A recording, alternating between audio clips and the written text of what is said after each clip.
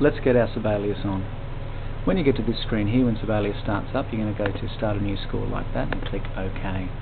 Now, the piece that we're going to transcribe is this one here, In the Mood. It's a jazz standard for big band. We're going to put all of these instruments in, but we want to do it by hand to make sure we get all the right instruments. So we're going to choose blank there for that, and we're going to choose landscape for that, because as you can see, our piece is kind of in a landscape orientation here. You can see that's more, landscape than regular sort of portrait A4. So we click on next. We have a score with no instruments. We're going to add them now. If we look at our list of instruments here, if we just make this a little bit bigger, we can see that we've got an alto saxophone, 1, 2, 3 there, and then 2 tenors. So we're going to add 3 altos and 2 tenors. So we go to band instruments, because this is a big band, and we've got woodwind section and alto saxophone. Even though the alto saxophones are made of shiny metal and they might look like brass, they are in fact classified as woodwind, and the reason why is that they have a reed on them, and the method of sound production is very different to brass. So we're going to add those to score, 1, 2, 3, like that. And we need 2 tenor saxes as well, so we're going to add those to the score, 1, 2. What else do we need?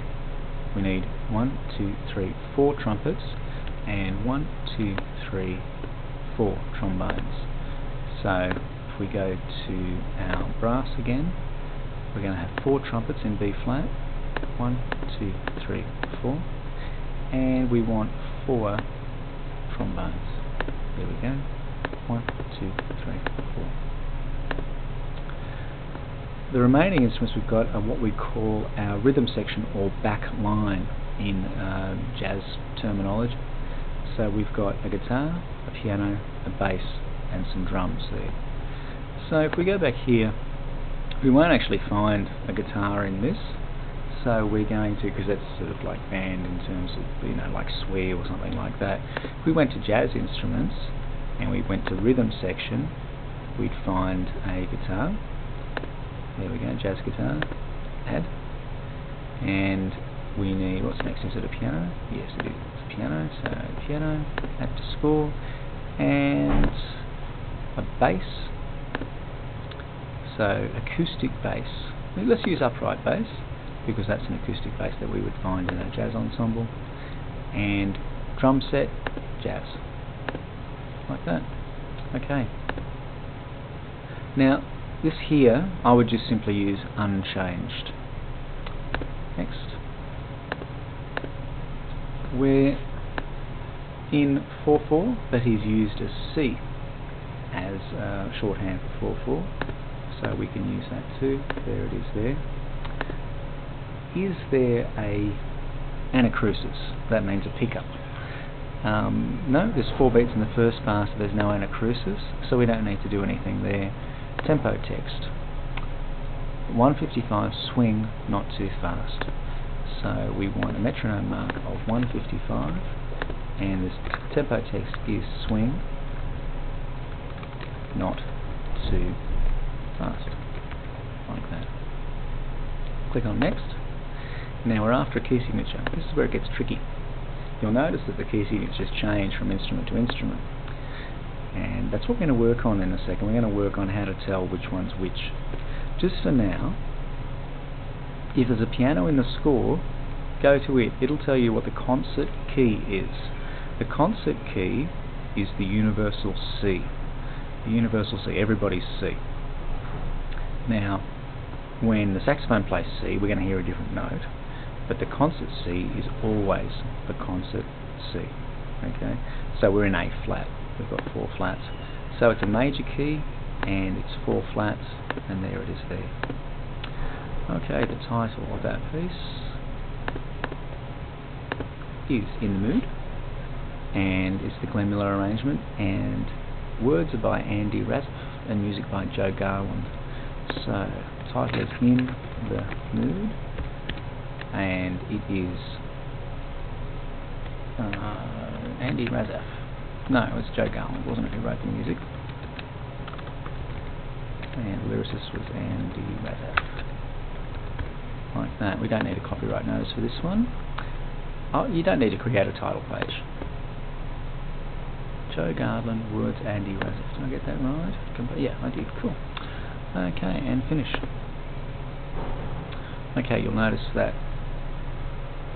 it's put the lyricist's name over there, which is just fine, and it's put the title up there for us, and all of the instruments are down the side like this.